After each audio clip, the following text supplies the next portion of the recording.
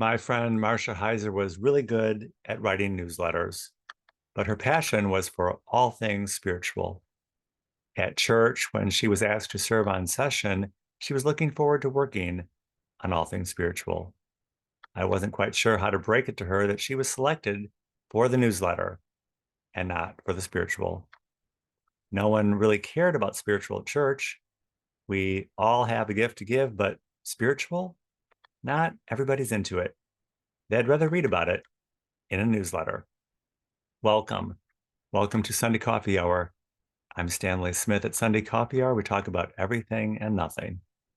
Last Sunday, we talked about having informed delivery, the color orange, images of heaven, watching test patterns, and Bad History Day. The readings at Washington National Cathedral were from Jeremiah. We prefer the covenant of a newsletter, but God writes it on our hearts instead. And from Hebrews, reverence for church and state is not the same as reverence for God. Dishonor in this life by church or state is like a ticket to heaven. The gospel was from John. If you're looking for God, chances are you're going to see his servant first. The sermon at Washington National Cathedral was by Dana Costello. Dana preached about getting rid of stuff, the stuff that's holding us back, like needlepoint Kleenex box covers and the instructions to the juicer we no longer have. Dana said we have a hard time giving up things. We cling to them and hold on. We do this because we're afraid. Maybe we need to get comfortable with being afraid and just get rid of the stuff. I love Dana because she's kind of zany. I told her that once, and she said she was going to take that as a compliment. At St. James, the sermon was by Michael Smith. Michael preached a sermon that was a synthesis of the entire Bible story. He said Christ came to dine with sinners, and we should not include ourselves or exclude ourselves, but instead be open to any and all invitations, no matter how unlikely they might seem. Mr. Smith was a guest preacher. My father often said that you never know who you're talking to. I assume Mr. Smith assumed we had never heard the gospel story before, but that was a false assumption. We've all been there, done that. Mr. Smith was correct, though. Excluding ourselves or including ourselves to the invitation is comparable to being prejudiced against ourselves and against others, because the invitation is from God, and He's not prejudiced against anyone. And that's the most important thing we can remember. Here in Chicago, they tell us that we need to be on the lookout for dangerous, illegal immigrant drivers because they're driving around without a license and with very little understanding of the rules of the road. In my interactions with migrants, I'm struck by the total lack of orientation. They have no sense of place or bearing. Landmarks we take for granted, like the lake, the John Hancock Center, and the Chicago River, are more than foreign. They're alien. Trying to offer them help and directions is challenging. I've suggested to my writer friends that they write an immigrant's guide to Chicago, which would explain why we have trees growing out of the sidewalks and why we have a fire hydrant at every corner. We take for granted our orientation because it's ingrained.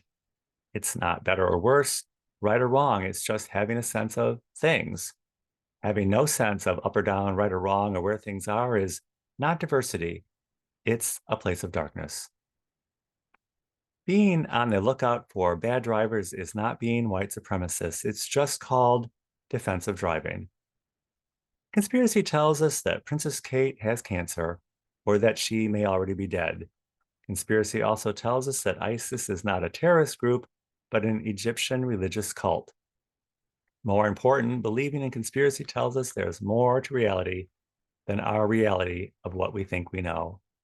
What we think we know is different than having an orientation. It's all pointing to the idea that God's reality is right next door to our reality. We don't need to prove it right or wrong or put a toaster cover over it. We just need to see that it's pointing to something bigger and more beyond our current reality. It's something beyond our right or wrong, good or bad, right or wrong, evil reality. We all have a gift to give, but often the world wants to tell us what our gift should be and how much it should be worth. We're asked to follow the script and check all the prompts.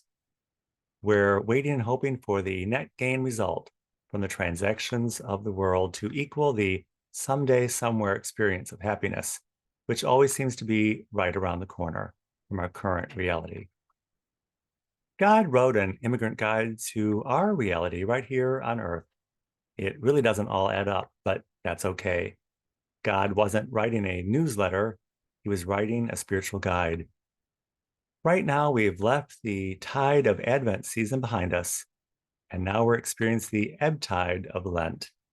The receding, emptying flow of this season is counterintuitive to our commodity driven culture. Only God could come up with that one. And where is God in all of this? Perhaps he's hiding out because we're all such bad drivers. There's a reason there's a veil between our world and the next. It's because most of us are traveling coach. We haven't paid extra for first class, but God has. Pay no attention to the man behind the veil. We're all going to get there at the same time. If you would like to join us at Sunday Coffee Hour is every Sunday at 12 noon Central Time on Zoom. I will include my email in the description of this video. I'll be happy to send you an invitation.